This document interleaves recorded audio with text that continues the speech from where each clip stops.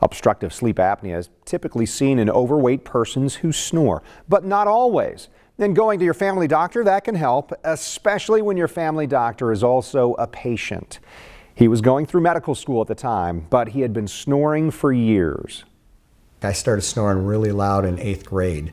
The noise I'm never going to be able to duplicate because it was louder than anything I'd ever heard. And I can give you a small fraction, you have to take it much higher, but it was.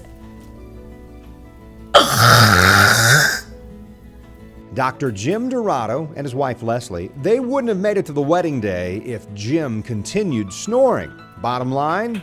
This really affects every aspect of our life, and it really did mine. Dr. Dorado says that he thought he was always tired during medical school from the long hours and the intense study. Well, a late night encounter with Leslie changed things for the better. That's because she caught him snoring. And I come down the hall, I'm standing over him, yelling at him, couldn't hear me, shaking him, dragging him out the door, just saying, "You have to leave. I don't know what is wrong with you, but get out of my house." I was kind of forced to get treatment, but she saved my life. I literally said, "Don't come back until you figure out what your issue is, because you have an issue."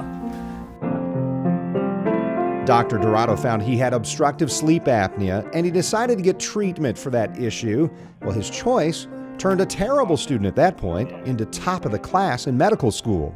I was a #1 resident, and so I have to believe that it caused some, damage to the brain, going all these years without treatment.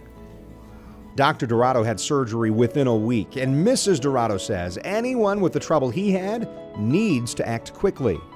It's serious and it needs to be looked at immediately. Because I'm a physician, I go through the story almost daily with individuals. Dr. Dorado's story about sleep apnea can be yours in the most important way, getting help and getting relief to go with a healthier, happier lifestyle.